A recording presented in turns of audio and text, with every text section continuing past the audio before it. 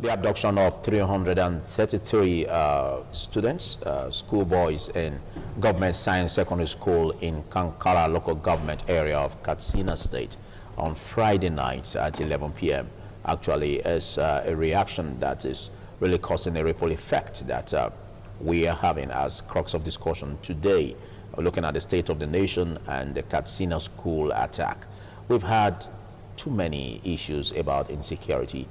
We date back to 2014, 6 years back, where we had Chibok girls who were also abducted, over 270. And then in 2018, we had the Dakchi school girls, over 100. And we're just now having 333 schoolboys from the Government Science Secondary School. But there are issues about the figure. There are issues about the number, and we just also heard, as reports have it, that yesterday 17 boys were also released from the abduction. And joining me to discuss this, starting from my immediate left, I have Ahmed Mamadou. Ahmed Mamadou always take time to be part of the discussion. I understand today's your birthday. Happy birthday, Ahmed Mamadou. Thank you, Philip. Good morning, viewers. And next to him is also a gentleman who always take our time to be part of this show, Frank Ehiosun. Frank Ehiosun is a political analyst. Thanks for joining me. Quite a pleasure. I'm happy birthday to my discussion. Thank yes, you. That's a great one. Well, let's look at the issues surrounding insecurity. Just reports have it where the president did embark on the journey to his hometown, Dara, where he's having a week-long visit. And just after he touched the town, a few hours later, we heard about issues of these bandits abducting the schoolboys. What do you make of this development? Is this not one too many?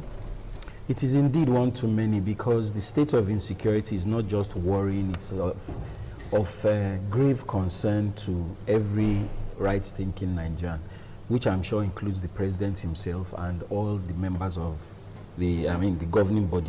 Yeah. But we have to look at it a little more holistically, in the sense that this is a challenge that has been going on for quite some time. There have been arguments back and forth if it is being properly handled and being properly managed, and if the results that we are getting is speaking well of the efforts that the government is making. The government keeps on trying to pacify people and say, look, this is what we are doing, this is how we are doing it, and all the rest of that. But this particular incident in the home state of the president, while he's there, is very worrying. It's not just worrying, it's indicative of a bigger insecurity that the whole of the country is facing. But let us also not gloss over the fact that these areas are all interconnected. Okay. We have Sokoto State, Zamfara, Jigawa, Katsina, Yobe, and Borno. All of these states on the northern border of the country share a border with Niger Republic. And so, while it is porous and very difficult to manage, it is what is giving room for all of this insecurity that we are experiencing. Let's not forget that a lot of our northern borders, our northern the countries in our northern border, they are experiencing some form of civil unrest or the other. A lot of them are even armed conflicts. We have the problem from the arms that have found their way all over Africa, from Liberia, Libya, and a few other places that have had armed conflicts. So these are the challenges that the administration is looking to try and get under control. Okay, running into 5 years of the administration of President Muhammadu Buhari, a lot of Nigerians are saying that the slow pace of fighting this insurgency, banditry, like he did promise in the year 2015, is really a cause for worry. What do you think, Frank? I think it's more than a cause for worry. If I would make it a bit more emphatic. Okay. Because security is everything. There is a peculiar relationship between security and welfare. They work hand in glove. A deficit in one affects the other negatively. It's normal. If there's a deficit in security, welfare, livelihood, and everything is affected equally. If there's a deficit in welfare, of course, there's the relationship of security being possibly undermined. Now, the primary purpose of government, as stated clearly in the Constitution, funny enough, even the 1979 Constitution has the same provision at the same point, Section 14, under the same subhead, that security and the welfare of the citizens is the primary purpose of government. So if government cannot guarantee security and welfare of her citizens, the esteem of government diminishes. I want to take it back to the President's speech in February 2015 at Chatham House in London. The guy was very categorical. I was inspired by the speech because he was firm on the fact that he was going to lead from the front. Coming from a military background, having been a general that led troops on vital fronts and achieved success. And putting categorical blame where it ought to be on the government of the day as at that time. We have not forgotten that even the president he was involved in protest march as in complaining about the security as at that time. And some point even affirmed that the government should even resign. Because if you can't perform the primary function for which you are elected, what's the purpose of being there? But right now, it's very unfortunate that we are where we are. At the beginning, it seemed like there was some ray of hope. The service chiefs that were appointed were, people were, as in, praising them from left, right, and center based on their background and what they had done in the past. Yeah. And they sort of hit the ground running. We saw quite some impact. Boko Haram was quite hit below the belt. Year after year, it now seems like the impact that was made from the outset is lost to an attempt to appeal to sentiment. Because sometimes when I watch TV, I'm not a military man. I don't have competence in matters of security. But from common sense, I make judgment by the side. You just hear they say, we repair. I say, year after year, month after month. I say, how can a military so wonderful, so respected, with a reputation in the subcontinent, not just subcontinent, even in the whole of Africa, way back 10, 20, 40, 50 years ago, be having the confidence to reel out announcement to the public that you repair, you repair. How do you always repair these people? And that's okay. As a local, without security competence, I just imagine that if these guys are coming to attack, it happened last week, it happened the other week, I repaired them, I repaired the attack the first time, repaired the attack the second time, what I think of ensuring that as they are coming and I want to repair them, I have a backup to ensure that as I'm repairing them, as they are going, the other people on the other side, take them out. It's because they are not dealt decisive blows. That is why they are encouraged to keep coming and they are doing what they are doing because they feel that they have advantage. Or maybe this to our neighboring country here, Chad. Look at the number of soldiers that these ragtag folks have killed in this country without seeming consequence. When they killed about 91 Chad soldiers, it wasn't too long ago, that was sometime, I think early this year or so. The Chadian president was the one that led the onslaught. The kind of attack that was visited on Boko Haram, before they even went for it, for the first time, Abubakar Shekau that is always on air boasting against Nigeria and Nigerian forces, the guy was talking with a tone of pleading, begging the Chadian army, because he knew that the guys were serious with business. That if they come after them, the consequence will be fatal. Since that onslaught, there's never been any rumor, not even news, of Boko Haram onslaught to attempt to activity within the Chadian divide. But I look at the Nigerian side, I say, I just feel things don't add up. Okay. Why do I say things don't add up? From all end, if you look at the Nigerian budget in the past, especially 7 or 8 years, see the security component of the budget. It has so increased on and on and on. I'm not wondering, is there a relationship of proportionality between increase in budgetary spending on security and insecurity? Because it seems like the more the budget increases, the more there are new flanks and more insecurity on different fronts. I say, is there a business angle to it? Somebody told me one day that when you walk around some major cities, when you find the best of mansions, those who own them sometimes are men in coats, in uniform. He said, how does it happen? I said, if you ask me, who are you ask? Because these men earn salaries. How can you hear, for example, that somebody who earns a salary of more than $1 million or up to $1 million a month buys a property that is worth 500 million because they don't seem to price? Okay. Where does it come from? So that's why I said there seem to be different sides to this story. Okay. And it's quite unfortunate. Right. Over a decade, there have been issues about this insurgency, and we're having issues of banditry. And Nigerians seem to be growing tired of the government not having a firm grip on this. Just like he said, what do you think? Do you think the government is losing control on security issues? No, I don't think the government is losing control. I want us to be a little bit realistic in explaining some of these things so that our viewers have a better grasp of what is actually going on. Now, the school in question in Kankara in Katsina State was guarded by policemen.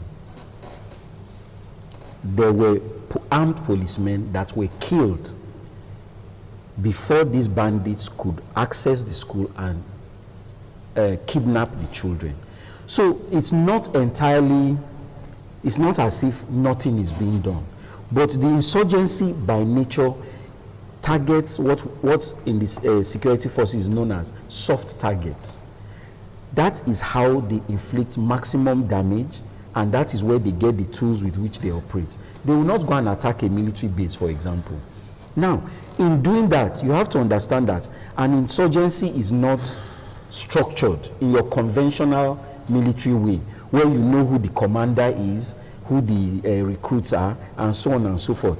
So, in most of these localities, you have situations where people who are not insurgents have to commingle and live with the ones that are insurgents. And they don't come out and identify themselves. It's only when they come out that you know. Let's take the example of the recent massacre that had happened in the farm about 2 weeks ago. Yes, it has now come out that the people that killed the locals had lived with them for a period of time, pretending to be farmers themselves. And then one day they just woke up and started killing them. So these are the challenges that are going on. But if this is coming up, who is to blame? Because when you talk about security, you talk about intelligence gathering, you talk about the reposition of governance to make sure that that works. Because if we are to make comparison like he made concerning the Chad, don't you think government is not doing enough? Well, the illustration that he made with Chad, let us even put some clarity to that. The military component of that is fighting the insurgency on our northern border is a multinational joint task force. So the Chadian government, the Niger government, they are also part of that multinational task force. So some of those attacks that you see that they are repelling, it's not just those governments. They have components of our own security forces who form part of the support that they use to quell those things. Now, what they did was they attacked a known location. Are you by that saying that the Nigerian government alone can't handle this? No. This insurgency is far beyond the scope of only one government. Okay, I'll come back to you. You seem to have a different opinion. Yes. I appreciate your sentiment. I love General Buhari as a president. I don't like him as a person personally. But on the issue of the Chadian onslaught, it has no business with the National Task Force.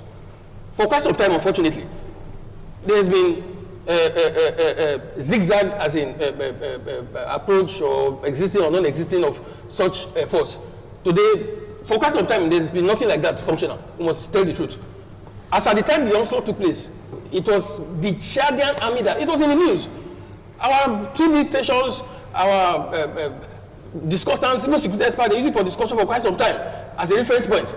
That is the truth. It's not, it wasn't a joint effort. And if you want to talk about the Nigerian army, they are great people. Our soldiers are wonderful guys. I just see an overall structure that has some deficits that are allowed to be sustained. That is the truth. It's not just about the Chadian army. Do you know, see the video by that general who has been demoted by army ranks?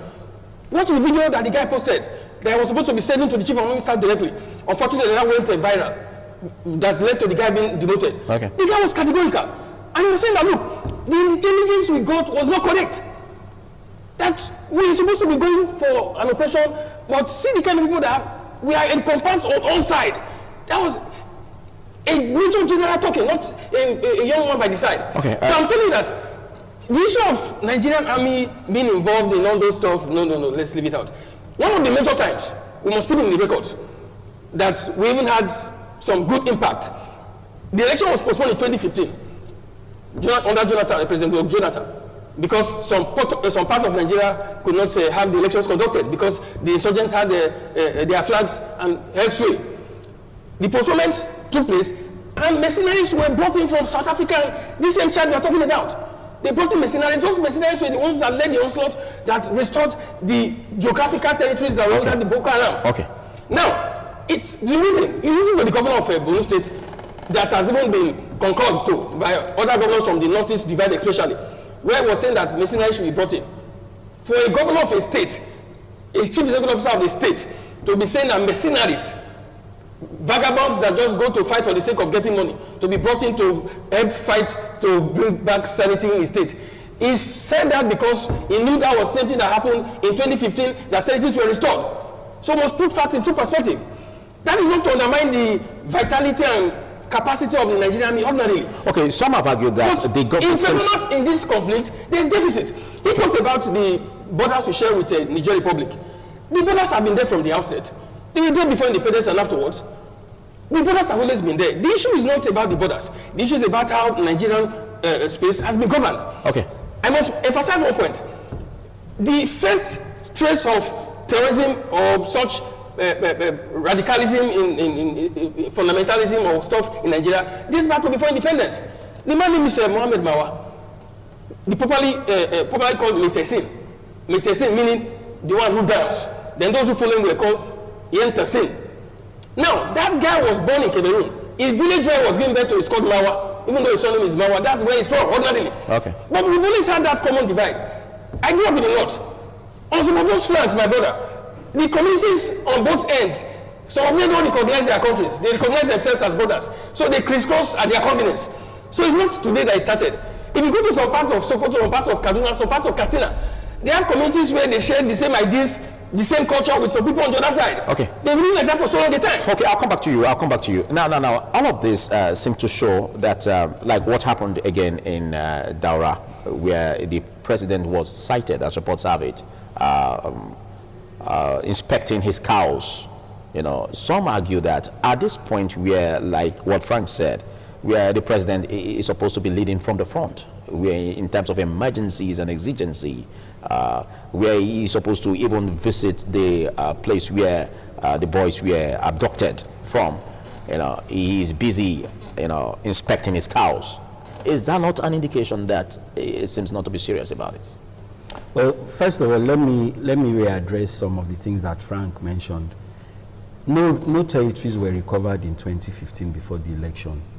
The territories that were recovered by the Nigerian army much after the election. There were 24 local governments that were held by the insurgents. It was the Nigerian army that recovered them. Now, even your multinational, I will insist, because he needs to go and check these things off. It's important that we know historically what is going on. The Multinational Joint Task Force is a multinational military force that is fighting the insurgency in the northern part of Nigeria. There is never a time that one army from one country is going to walk and enter the territory of another country without the help of the local army. We need to be clear on some of those things. Now, to your question as to the rightness or wrongness of the president going to visit his farm at the same time, to put it in proper perspective, the attack and his visit happened pretty much at the same time. Now, you cannot expose the person of the president to a situation where it's not secure. You cannot ask the president to immediately go and visit the scene of a crime. The presidential movement alone will cause chaos in that area. We need to locate things properly. If the president is going to a place, he needs to know the security apparatus in that area needs to be clear. Let us also be clear on what is going on. We call it an insurgency, but in the military, what is happening in the northeast is a war. Nigeria is currently at war with the insurgents in that area. So that area is a war zone. But when we sit down here and we analyze these things, we don't put these things in their proper context. There is a war raging in the northern part of Nigeria. But this is basically what the president said he is going to tackle. Yes. Now, if we look at the promises he made, yes, and that was what also led to the losing out of the former president, Goodluck Jonathan. Now, so what makes it a war again?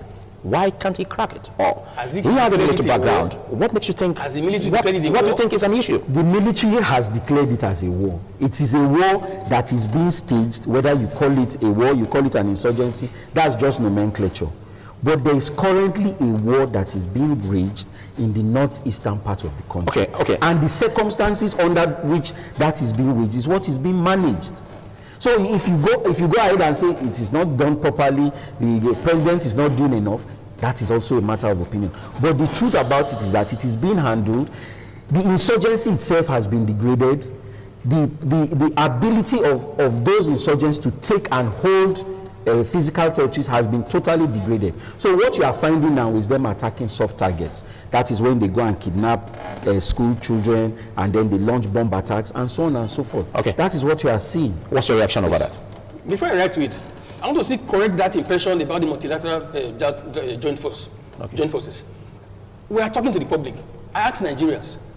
In the past 5, 6, 8 months, there have been so many attacks by Boko Haram. Have you heard any whisper or any statement credited to multilateral joint force? The people that I mentioned just now, in Borno State, that were killed by the Boko Haram forces. If they were a multilateral joint force, would there not be a word or reaction from them? I'm telling you that there's been no such for a very long time. Even those who wanted to assist us at some point in time, the major parts of the world, at the time that Chibok incident took place, after a few weeks, they went their way, they went on their own. And of course, we read the papers where comments were made by some just international powers that these guys obviously are not serious. We must put the facts very clear. Okay. So, secondly, on the issue of giving credit that the president, I take an exception to that. It's a CNC. A CNC leads from the front. He said it very clearly. I can't forget that paragraph on page 4 of his speech in February in Chatham House in UK. It was very categorical. How can the president say he doesn't feel safe? If the president doesn't feel safe, how can I be safe? If the president in his own state cannot go to a local government just a few kilometers away from him, is residing in his apartment, children that were sent to school. Some of them had dreams to become president. Some had dreams to become governors. They were taken like urchins. And you can't go visit them, but you can go visit them. Well, there's no need to raise sentiments, please. Let's be guarded. Perspective. Okay. Now, I think this is why he didn't go. Yeah. It's not because of that. It's just a case of sustaining his standard. Because he observed since 2015 till the date that he became president, he has never visited any scene where there was any such onslaught. So if he just felt that, okay, if he goes now, they'll say it's because of his state. That's why he didn't go. He didn't go. He was in Dauda. He sent the Minister of Defense, the security chiefs, the President Police, the entire heads of Nigerian security infrastructure. They left Abuja wherever they were and came to visit the place. He was there, but he didn't go. If the place was not safe, why did those guys go? Okay, another issue here again is having the need to listen to other arms of government. Now, there's been issues about the Green Chambers inviting the president to brief it and Nigerians over the insecurity in the country, which is a germane issue that Nigerians think the president should have at least honored. But the otherwise was the case, where it was said that the president can be summoned. But don't you think this is an urgent matter? There's a matter of priority that the president shouldn't just shove away? In a democracy, the three arms of government are co-equal. So what I think the presidency took exception to was the language of summoning the president. If it had been an invitation and it hadn't set a precedent where one arm of the government will summon another arm. If, for example, it came out that Buhari summoned the CJ or he summoned the Senate president, I don't think those arms of government would take to that, to be being instructed on what to do. So it may be that that is the exception that we are seeing playing out. But I do believe that the president should come out. I do believe he should address the National Assembly and in so doing address Nigerians and tell them what exactly is going on and the efforts that the administration is making to make life more secure in the country. So I don't see that it's a problem, but I think it's something that is surmountable. Okay, we have issues about different figures being peddled. The spokesperson told the president, Garba Shehu, did say that we just have only 10 children left in the hands of the bandits. Why the governor of Katsina State, Mansari Bello, did say, well, we have about 333 as at Sunday, but also gave an update that yesterday, Monday, they found 17 out of that 33. Is it not like a thing of shock or ridiculous that the spokesperson of the president could say that only 10 left in the hands of the bandits? Well, I believe that because it's an ongoing situation, it's something that nobody is happy about what is going on, but we need to tread carefully because some of these figures, even though they are contradicting, we need to be sure about what we are talking. So if the president is, the spokesperson of the president is making a mistake and he's being corrected by the governor, okay, I don't think it's something that is excusable. All the information that is coming out should be accurate and timely. Yes. So they need to get these figures, they need to sort them out. We need to know, have a clear picture of what is going on. Okay. But we have to understand that it's an ongoing thing. Some of these children that were abducted were possibly not even in the school at the time. They may have been from the surrounding areas, and they need to get a clear understanding of who they are referring to has been abducted. Okay, Frank, you are a Nigerian, sure. And what's your notch for the presidency in tackling this issue? There's so much to be done. On the issue of his invitation, I just want to throw light on what my co-decision affirmed. The president was not summoned. It was an invite. And the president, of his own accord, announced to Nigerians that I was going to honor it on Thursday. That must be put in very clear perspective. If the president were summoned, would he have come to say that he would attend it? He said it. His spokesperson was the one that affirmed it. It was only a day to the event that he changed his mind. So what people are even questioning is the fact that not because you were invited, because by the provision of the Constitution, actually, it's discretionary. You can choose to go or not to go. Of course, yes. Whether it's an invite or someone. Though they can't summon him on that note, ordinarily. So you can choose not to go. But having told the public that you are going to honor their invitation, why change your mind suddenly less than 24 hours to the event? Is it that those who are advising you, was the Attorney General not there when you made the commitment? Were top legal officers of the government not there when you made the commitment? How come 24 hours to? So it was actually a lapse in morality, in that moral standing that he should have kept to his word, not about whether he said he's not going or he's going. But I will affirm that he's going to, he accepted the invitation. There was no use saying he wasn't going anymore. That's on the side. Now, what is ongoing presently? I make bold to say, security is not separate, like I affirmed a while ago, from welfare. That is why there is a provision in the Nigerian Constitution, Section 14, subsection 1. It said the states, the Nigerian states shall be ruled by the principles of, governed by principles of democracy and social justice. Two fundamentals, that these states shall be governed by the principles of democracy and social justice. Now, there's a missing factor in this system that seems to compound the problem.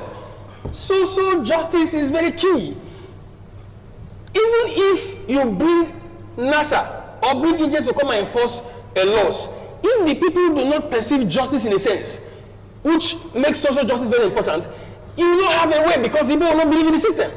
So it's because that component is very important. That was why it was stated in the same portion in the 1979 Constitution. In 1999, after many amendments, it wasn't adjusted, it was left exactly like that. Because the principles of social justice must be brought to bear. So that when something is ongoing, everybody will see themselves as one and the same. But that is not the case. That is our greatest challenge. I tell you something. I watched an interview a few years back on CNN, anchored by Katsina. A former deputy prime minister of Iraq said something. These people we call ISIS that hit the world so hard for over 6 years or thereabout and still making impact in some places. The day they gained momentum, it was due to the fact that the Iraqi soldiers lost morale, not because they were defeated. The guy said it. The people that were coming from 90 side were barely 700 or less, just some hundreds. He said, but the Iraqi soldiers left their weapons that they got from America, world-class weapons. He said they left it not because they couldn't waste the ISIS people or defeat them. He said they left them because they felt they had nothing to fight for. That was where ISIS got the tools that they used to terrorize the world for about 6 years. Okay, well, gentlemen, I think we are almost coming to a close because we have a lot that we still need to attend to on the platform. But let's look at even the cancellation of the conference meeting in Kaduna, security meeting, that which is quite sensitive as we wrap up. What is your nudge, or what are your nudges for the presidency or the government of the federation to look at these issues holistically?